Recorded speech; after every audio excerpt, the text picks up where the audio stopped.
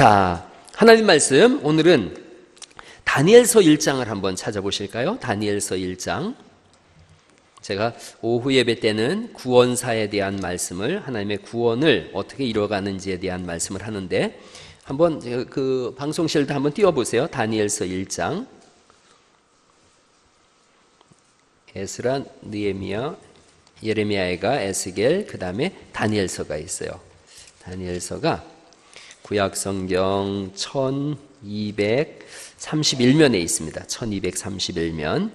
다니엘서 1장 8절 말씀부터 보시겠어요? 다니엘서 1장 8절에 다 아는 말씀이더라도 제가 한번 천천히 읽어봐 드릴게요. 그러고서 이제 한번 찾아가 보시면 돼요. 다니엘서 1장 8절. 다니엘은 뜻을 정하여 왕의 음식과 그가 마시는 포도주로 자기를 더럽히지 아니하리라 하고 자기를 더럽히지 아니하도록 환관장에게 구하니 하나님이 다니엘로 하여금 환관장에게 은혜와 긍휼을 얻게 하신지라.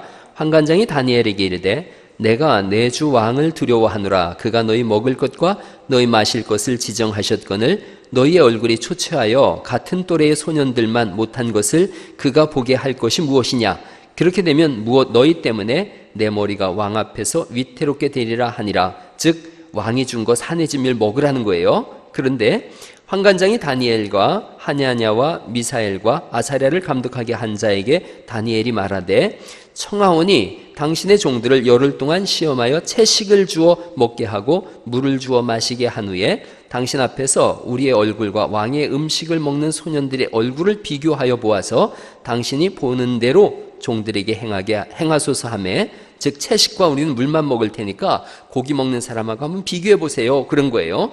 그가 그들의 말을 따라 열흘 동안 시험하더니 열흘 후에 그들의 얼굴이 더욱 아름답고 살이 더욱 윤택하여 왕의 음식, 즉 산해진 미 기름기 있는 음식을 먹은 다른 소년들보다 더 좋아 보인지라.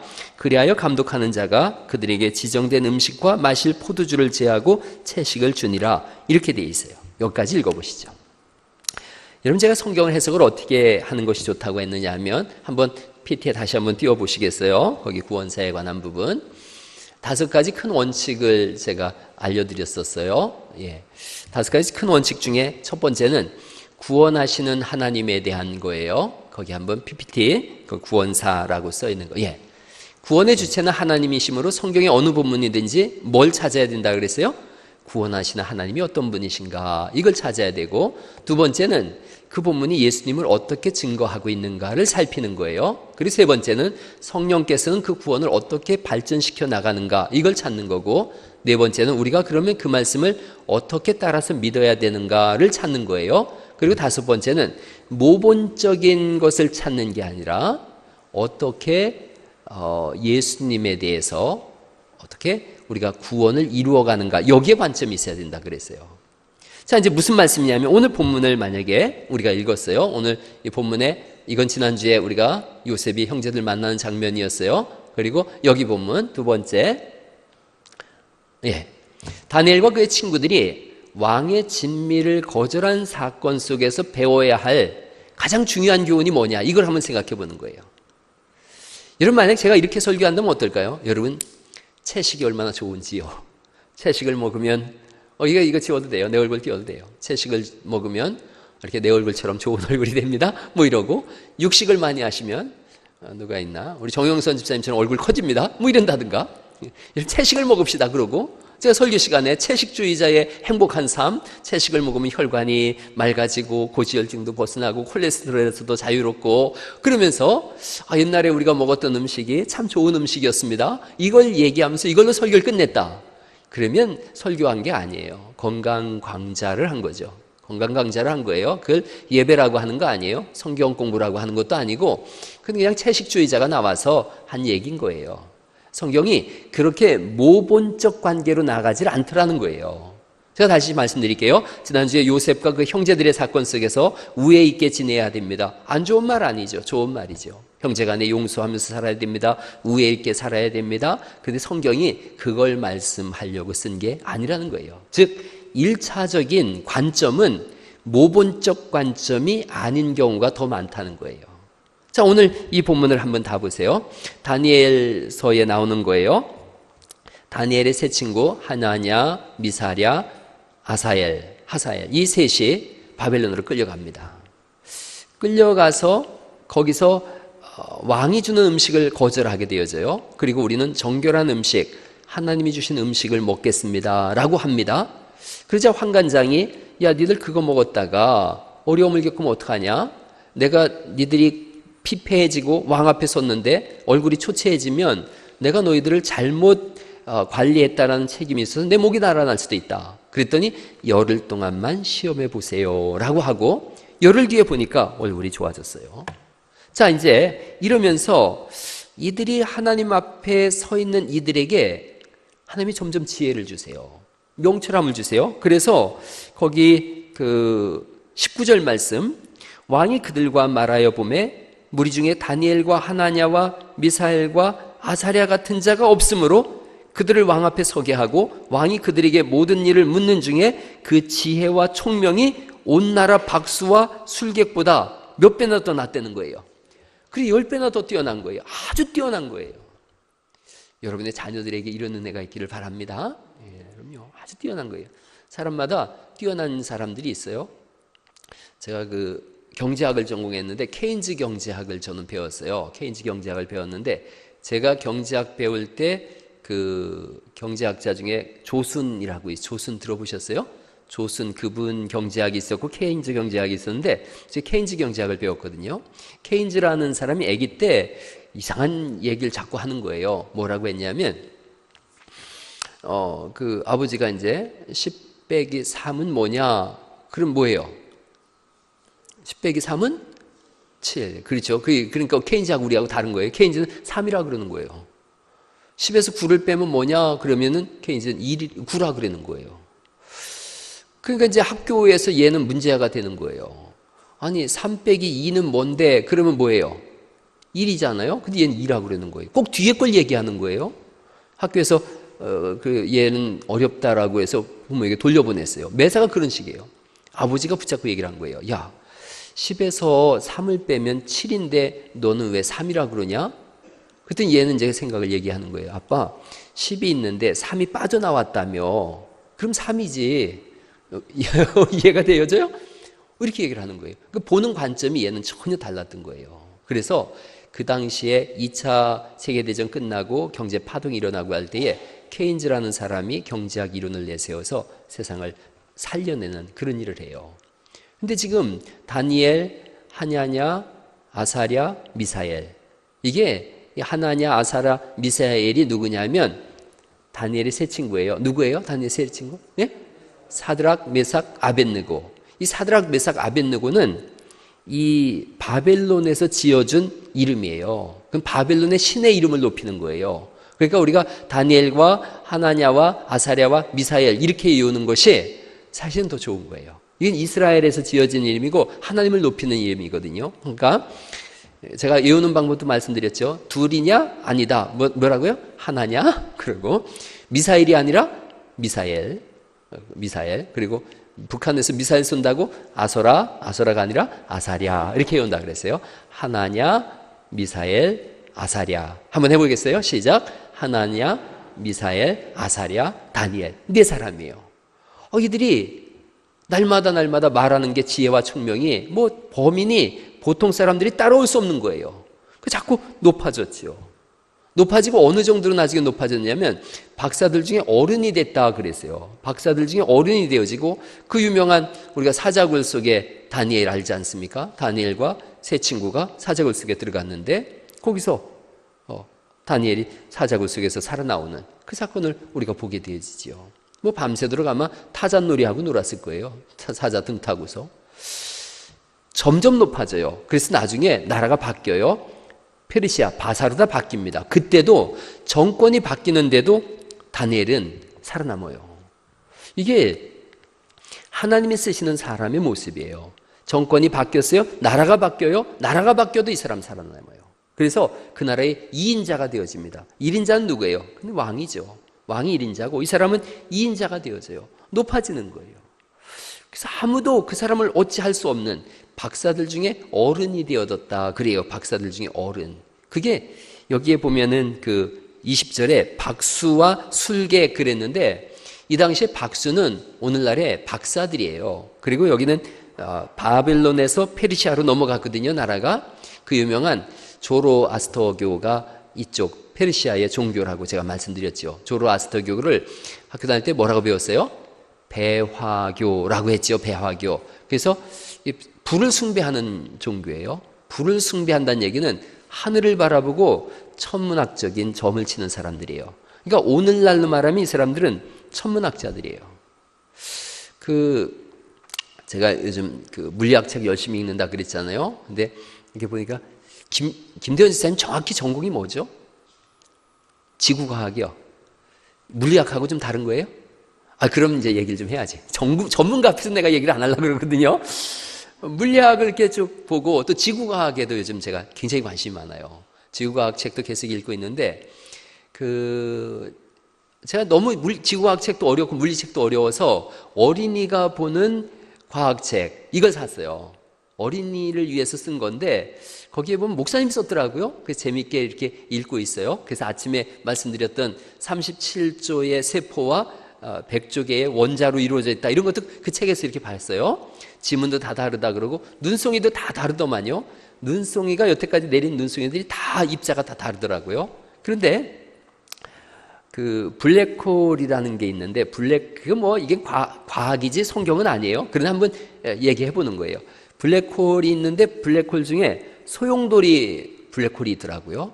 소용돌이 블랙홀이 이렇게 천체망원경으로 찍었는데 그 끝이 이제 빛도 막 다 흡수되어지니까 끝에가 이렇게 밝게 돼 있어요. 아주 밝게 돼 있는데 거기를 이렇게 보니까 그 끝에 십자가 모양인 거예요. 그래서 제가 언제 사진 한번 보여드릴게요. 그 과학자가 그걸 이렇게 확대해서 찍었는데 진짜 예수님께서 이러고 계신 모습하고 똑같아요. 그 우리한테 뭘로 보이느냐 이제 그렇게 했는데 정말로 하늘이 하나님의 영광을 선포하며 그랬는데 그 말씀하고 너무 기가 막히게 십자가로 이루어져 있어요. 또 전에 제가 말씀드렸듯이 이 세포와 세포를 연결짓는 연결고리도 모양을 확대해서 보니까 십자가 모양이더라고요. 제가 그런 걸 이렇게 신중하게 이렇게 뭐라 그러는 거예요? 신빙하는 그런 사람이 아니지만 너무 재밌더라고요. 근데 이 사람들은 밤하늘의 별을 관찰하는 사람들이에요. 그래서 별의 흐름을 보고 점을 치는, 오늘날로 말하면 천문학자고 그 당시로 말하면 별점을 치는 점성술사예요. 그들 중에 어른이 됐어요.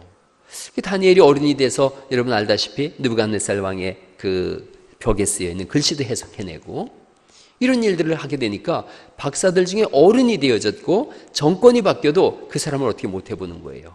다니엘의 가르침을 이 박사들이 다 듣게 되어져요. 다니엘이 뭘 가르치겠어요? 죽인다 그래도 동쪽 문을 열어놓고 성경을 읽는 사람이, 기도를 하는 사람인데 이들은 동쪽 문을 열어놓은 건 그런 개념이 있어요.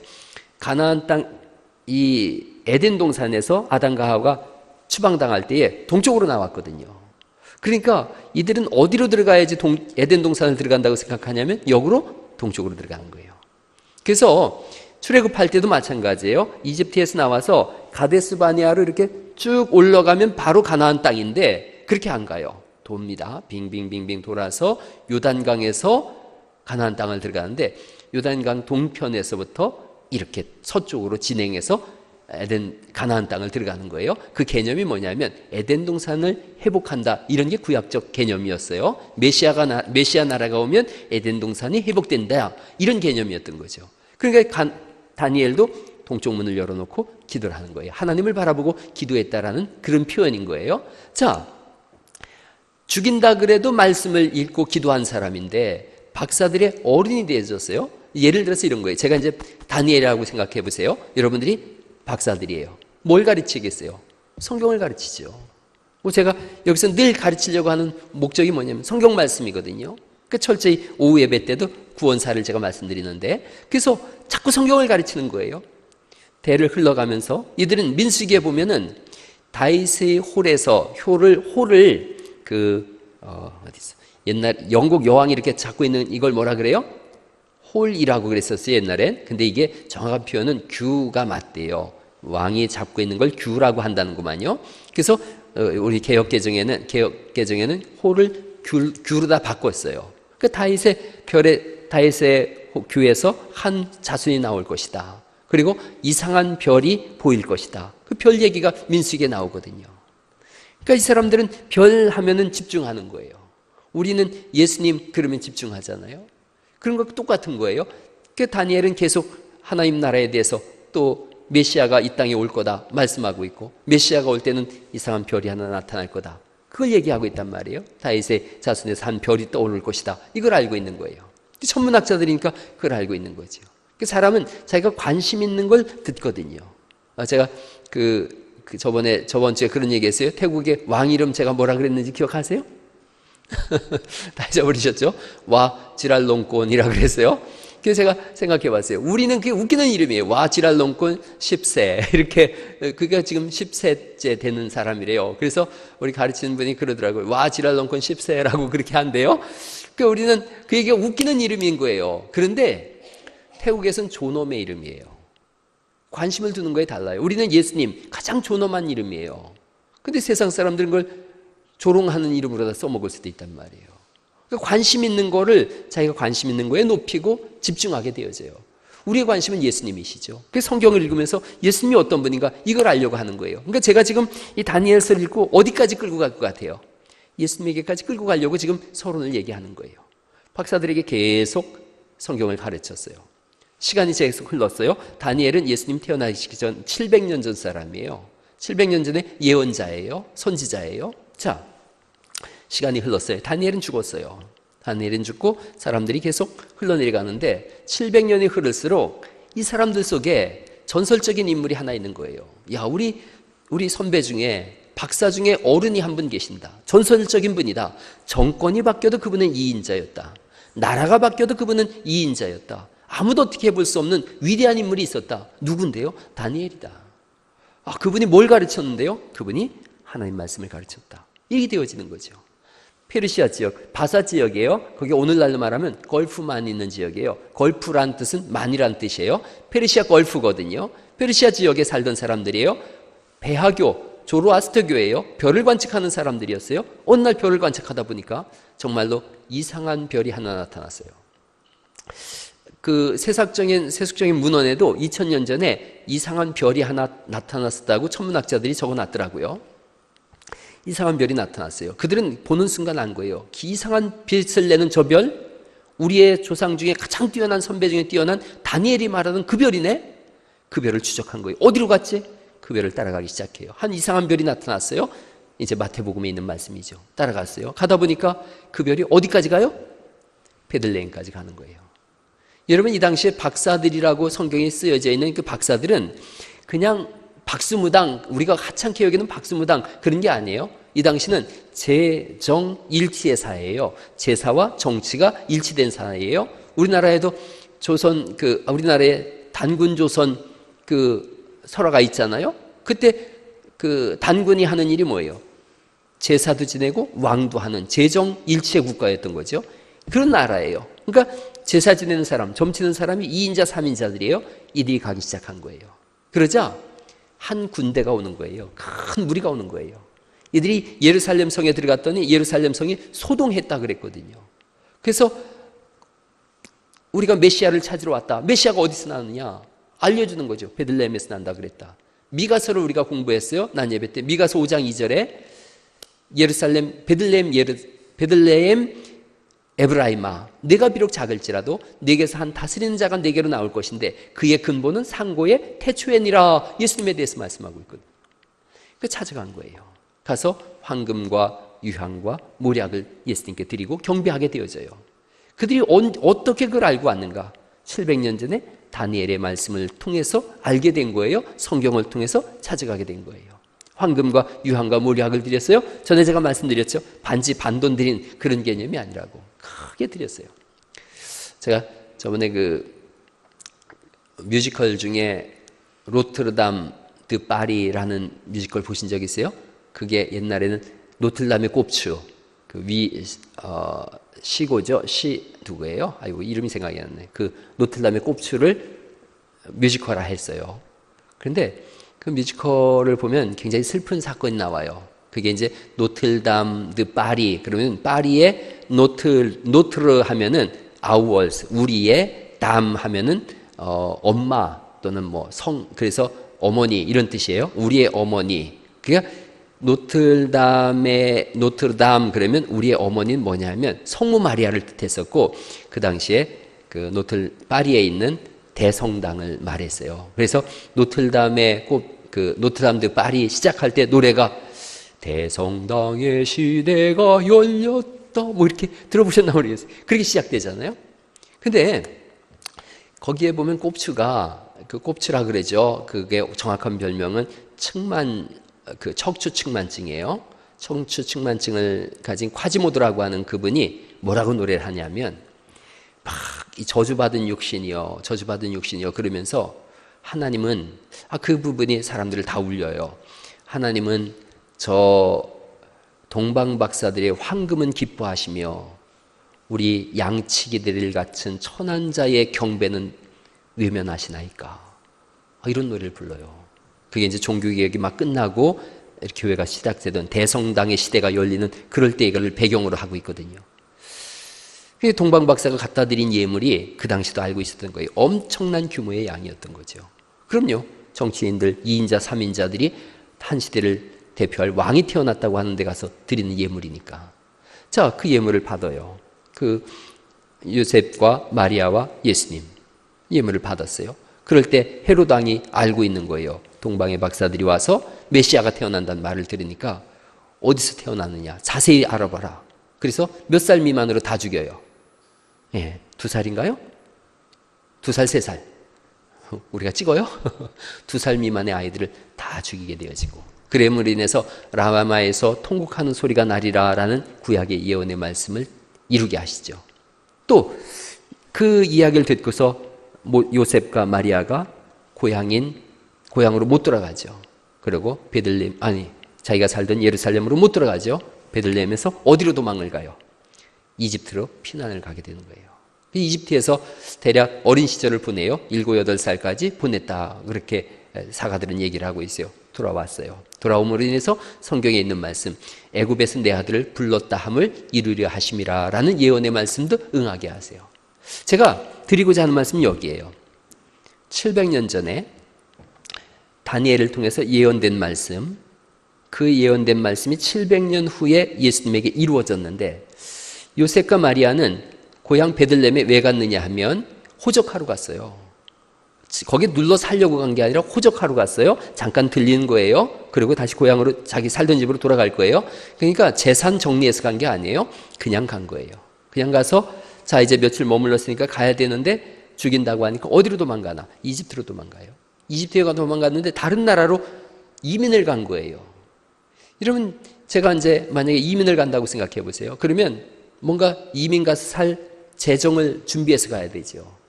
근데 옆 동네 이사 갔다가 이민 간다? 있을 수 없는 거예요. 이들이 이집트에 가서 7, 8년을 지낼 수 있었던 그 재원이 어디에 있었는가? 답은 나와 있죠. 누가 갖다 준 거예요? 동방박사들이요. 그렇게 보면 하나님은 700년 전에 다니엘을 통해서 예수님의 이집트에 가서 살 노잣돈을 정착금을 마련하게 하신 거예요. 그렇게 하시고 거기서 돌아옴으로 인해서 성경의 말씀, 내 아들을 애굽에서 불렀다 함을 이루려 하심이라 라는 그 말씀도 이루어지게 하세요. 그러니까 결국 우리가 읽은 1장 8절부터 있는 이 말씀이 자 채식을 먹어야 됩니다. 육식은 몸에 안 좋습니다. 라는 모본적 설교가 아니라 하나님이 한 사람을 어떻게 높이시며 그 높인 그 사람을 통해서 어떻게 주의 길을 예비하고 있는가, 이걸 말씀하고 있는 거예요. 오늘날 우리에게도 똑같아요. 하나님이 우리에게 뭘 주셨다라든가 어떤 지위를 허락해 주셨다든가 어떤 권한을 주셨다 그러면 그걸 가지고 어떻게 주의 길을 예비하는 사람이 될 건가, 여기에 성경은 관심이 있어요. 목사의 관심도 여기에 있어요. 여러분 저는 진짜로 우리 교회 가족들이 잘 살았으면 좋겠어요. 높은 지위를 얻었으면 좋겠어요. 명예 있는 삶을 살았으면 좋겠어요. 넉넉하고 풍요로우면 좋겠어요. 그런데 그 모든 것이 주어짐이 주님을 위한 것이 아니라면 그 가진 것이 오히려 저주가 되어질 수 있습니다. 이건 굉장히 중요한 거예요. 내가 비록 없어도 주의 길을 예배하고 주님의 일을 감당하는 사람이라면 성경은 그걸 복 있는 사람이라고 해요. 내가 가진 모든 것이 오히려 주의 일을 감당하는 일에 있어서 망하게 한다면 그것은 저주예요. 오래전에 저 들은 얘기예요. 진짜로 그런 기도를 한 목사님이 있는지 없는지 모르겠지만 책에 보니까 그런 게 있더만요. 기도해달라 그래서 기도해줬는데 장사가 잘 되는 거예요. 장사가 잘 되니까 이분이 뭐 넉넉해지고 부유해지니까 자꾸 욕심이 생기죠. 그래서 수요예배도 하나씩 빠지게 되어지고 장사해야 되니까. 그리고 어느 날은 주일 예배가 이제 종종 주일날 장사를 해야 되니까 빠지게 되는 거예요. 그 목사님한테 이제 신방 기간이 돼서 목사님 가서 기도를 하는데 하나님이 이렇게 물질을 부유하게 주셔서 잘 이루어지고 있다고. 그러니까 이제 목사님 기도하자고 그러더니 하나님 너무 사업이 잘 돼서 주일날 예배드리기가 어렵다고 하니 사업이 쫄딱 망하게 해주세요 라고 기도했다 그래요. 진짜 그런 기도를 했는지 모르겠지만 어쨌든 그런 얘기를 내가 들었어요. 그런데 제가 그 마음이 들었어요. 그건 굉장히 좋은 기도다 생각했어요. 좋은 기도다. 그러니까 여러분이 혹시 사업을 하실 때 사업이 너무 잘 돼서 주일날 교회를 못 나오게 되면 저한테 전화를 하세요. 그럼 제가 가서 이제 미리 오늘 예방주사 났으니까 제가 그 기도할게요. 하나님 쫄딱 망하게 해주세요. 그래서 다시 교회 나오게 해주세요. 이게 얼마나 중요한 걸까요? 사람들이 부유해지고 넉넉해지면 타락해요. 많은 경우가 그래요. 그 부유함과 넉넉함을 가지고 주님의 일을 위하여 힘쓴다면 그것보다 더 중요한 일이 없는데 주어진 재능이 사실은 주의 일을 감당하라고 재능을 주신 게 아닐까요? 많은 경우 우리가 지금 죽었지만 마이클 잭슨 같은 경우 찬양대에 있을 때 마이클 잭슨이 부르는 찬송 속에 사람들이 큰 기쁨을 얻었대요. 그가 그 아름다운 목소리로 하나님의 이름을 높이며 찬송할 때 말도 못하게 아름다운 은혜를 받았고 그랬다는 거예요. 그런데 그 목소리를 가지고 이 사람이 세상을 나갔어요. 하나님 없는 삶을 살았어요. 나중엔 아동 성추행까지 이루어졌다 그러고 대궐 같은 궁궐에 살고 있었지만 그의 마지막은 비참함이었어요. 차라리 그 재능이 주어지지 않았더라면 어땠을까? 얼마 전에 제가 그 로또 복권 당첨되고 또 미국에서는 슈퍼복권이라 그래요. 슈퍼라시라 그랬는데 그 슈퍼복권 당첨된 사람들의 결론에 대한 얘기를 쭉 읽어본 적이 있어요. 한결같이 그렇게 얘기했어요. 몇 사람 빼고 다 망했거든요. 그들의 고백이 뭐였는지 아세요? 차라리 내가 복권이 당첨되지 않았더라면 더 좋았을걸요. 그래서 복권 당첨되고도 행복한 삶을 누리는 사람들이 있었어요. 그들은 대부분 기부했더라고요. 기부한 사람들은 행복했더라고요. 우리들에게는 꿈 같은 얘기죠. 나도 그래도 그럴지언정 나도 한 20억 당첨되면 좋겠다. 이런 20억 당첨돼서 인생이 변할 것 같은데 안 변해요. 언제 변하나? 예수님 만날 때 변하는 줄 믿습니다. 주어진 것은 주를 위한 헌신이에요. 재능을 왜 주셨는가? 주를 위해서 쓰라고 주신 거예요. 그걸 가지고 나를 위해 쓴다. 그게 차라리 한 달란트를 땅에 묻어둔 사람보다도 못한 사람이 되어지는 거예요. 악하고 게으른 종이라고 주님이 말씀하세요. 여러분이 어떤 재능을 가졌는지 또 하나님이 어떤 환경을 허락하셨는지는 저보다도 여러분 각자가 잘 알아요. 그걸 가지고 하나님을 중심해 보세요. 하나님께 초점을 줘보세요. 2019년도에 오전에 제가 우선순위를 분명히 하자 그런 말씀 드렸는데 2019년도에 우선순위를 하나님께 하세요. 하나님께. 제가 오전 낮 예배 때 열심히 우선순위를 하나님께 두자 그랬는데 오후 예배 때 보니까 절반이 사라져 버렸어요. 무슨 생각을 하는 거냐면 설교는 설교고 생활은 생활이지 이렇게 생각하는 거예요. 그러니까 말씀과 생활이 같이 이렇게 교차되어지는 겹쳐지는 그런 부분을 놓치는 거예요. 제가 신앙생활하면서 제일 안타까운 때가 뭐냐면 하나님의 말씀으로 권면하는 거예요. 우선순위를 분명히 아십시오. 오후 예배도 참석하시고 수요 예배도 참석하십시오. 그러면 오른쪽 귀로 들어서 왼쪽으로 빠져나가요. 그러면서 뭐를 여러분이 잘 듣는지 아세요? 제가 만약 예를 들어서 우리 김대현 집사님 아까 이름 얘기했으니까 김대현 집사님한테 집사님 저 서울 가야 되는데 KTX 하나만 좀 끊어주시겠어요? 그러면 그렇게 하겠습니다. 그리고 실수를 안 해요. 꼭 끊어주는 거예요. 예를 들어서 끊어주는 거예요. 그런데 오후 예배는 좀 참석해 주시죠. 하나님 말씀으로 오후 예배 참석하십시오. 그런 거는 이렇게 지나가요. 이게 제가 가진 아이러니예요. 아니 제 말은 무시해도 괜찮죠. 제가 KTX를 좀 끊어주세요. 그런데 잊어버렸어요. 잊어버렸어도 선생님 잊어버렸네요. 그럼 끝나면 되는 거예요. 근데 그건 안 잊어버려요. 막 적어놓고 반드시 내가 주일날 월요일날 몇 시 몇 분에 목사님 KTX를 끊어줘야지. 이렇게 해요. 근데 어미하신 하나님의 말씀을 전한 거는 적지도 않고 잊어버려요. 그리고 안 지켜도 괜찮아요. 이게 제가 목회하면서 가진 아이러니예요. 아니 내 말은 무시해도 하나님 말씀 무시하면 안 되는데 내 말은 잘 듣고 하나님 말씀은 무시해버려요? 그 하나님 앞에 제가 섰을 때 뭐라 그러겠어요? 하나님께서 저보고 야 내가 보니까 네가 하나님이더라? 그러시지 않겠어요? 이러면 제 말도 좀 들어주시되 제가 설교할 때 듣는 그 하나님의 음성을 여러분 따라 살 수 있기를 간절히 바랍니다. 그게 중요한 거예요. 제가 이 설교를 어디까지 끌고 왔냐면 여러분이 가진 재능과 여러분의 지혜와 또한 모든 탤런트와 하나님 주신 것들이 누굴 위해서 쓰여 받아야 되는가. 다니엘이 보니까 그 모든 것을 가지고 주의 길을 예비하고 열었다면 여러분의 삶에 주어진 모든 것들이 하나님의 나라를 위해서 쓰임받을 수 있길 간절히 바랍니다. 그게 복 있는 거예요. 살아보면 인생 그렇게 안 길다는 걸 저나 여러분이나 다 알고 있어요. 우리 고영현 집사님하고 제가 점심에 차 마셨어요. 고 집사님께서 아유 쌤 제가 귀가 이제 잘 안 들립니다. 한 60-70%밖에는 잘 인지를 못합니다. 세월 잠깐이더이다 그러시더라고요. 그럼요. 고영현 집사님이 제 나이가 왜 없었겠어요. 제 나이 때가. 또 저보다 더 어린 저쪽에 주영이나 의준이나 그 나이 때가 왜 없었겠어요. 그런데 눈 깜짝할 사이 지나가요. 그러고 나면 어느 순간 하나님 앞에 서야 되는데 하나님께서 너 뭐 하다 왔냐? 물어보면 뭐라고 대답하실 거예요. 하나님 내게 이것도 주시고 저것도 주시고 저것도 주셔서 잘 먹고 잘 놀고 누리다가 왔습니다.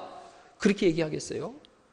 하나님 제게 주신 걸 가지고 주님이 세우신 교회를 위하여 복음을 위하여 제가 하나님 나라와 하나님의 의를 위하여 살았습니다. 그런 고백을 할 수 있는, 그래서 칭찬이 사람으로부터 보는 것이 아니라 하나님으로부터 칭찬이 올 수 있기를 간절히 바랍니다.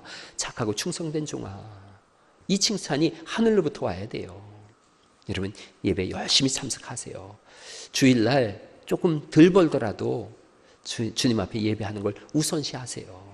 세상 일로 너무 분주하지 마세요. 세상 일 엉터리로 하라 그런 내용이 아니에요. 세상 일로 너무 분주하지 마세요. 어느 순간 세상 일로 너무 분주하다 보면 주의 일을 잊어버려요. 제가 거울 보는 법 알려드렸잖아요. 차를 타고 버스를 타고 가는데 버스의 유리창에 제 얼굴이 비치더라고요. 그러니까 밖에를 못 보게 되더라고요. 밖을 보는 순간 내 얼굴이 안 보여요. 그래서 제가 이 두 개를 같이 봐보려고, 그런 적 없어요? 저만 있나요? 두 개를 같이 보려고 종이를 꺼내가지고 막 이렇게 하면서도 봐보고 별짓을 다 했는데 아무리 해도 유리창에 있는 내 얼굴을 보면 밖이 안 보이고 밖을 쳐다보면 내 얼굴이 안 보이고 두 개를 동시에 볼 수 있는 방법이 전혀 없더라고요. 신앙생활하면서 제가 알았어요. 아, 하나님을 바라보면 세상이 안 보이고 세상을 바라보면 하나님이 안 보이는구나. 둘을 동시에 바라볼 수는 없구나. 성경을 읽어보니까 하나님께서 재물과 하나님을 겸하여 섬길 수 없느니라 써 있더라고요. 세상과 하나님을 겸하여 섬길 수는 없어요. 세상에서 하나님 주신 재능을 가지고 열심히 사시되 그 모든 목적이 하나님 될 수 있기를 간절히 바랍니다. 다니엘과 세 친구를 왜 높이셨는가? 아, 믿음으로 살면 하나님이 저렇게 높이신데 그렇게 성경에 나와 있지 않아요. 그 높이신 걸 가지고 하나님의 일이 어떻게 이루어지는지를 성경은 말씀하려고 사람들을 높이세요. 여러분들을 하나님이 높이실 겁니다. 그 높이신 걸 가지고 내 능력과 내 재능으로 내 향락을 위하여 쓴다. 그러면 버림받은 사람인 거예요. 높이실 때 그 모든 것이 하나님께로 초점이 가서 주의 영광을 선포하는 사람, 그들을 성도라고 하고 그들을 그리스도의 사람이라고 한다면 우리 교회가 그런 교회 되어지고 여러분이 그런 삶을 사셔서 먼 훗날 700년 뒤에 예수님의 역사가 드러났듯이 먼 훗날 몇 대를 거치더라도 여러분이 뿌려놓은 그 씨앗으로 인해서 주님이 영광을 받으시는 그런 은혜가 있기를 예수님의 이름으로 축원합니다.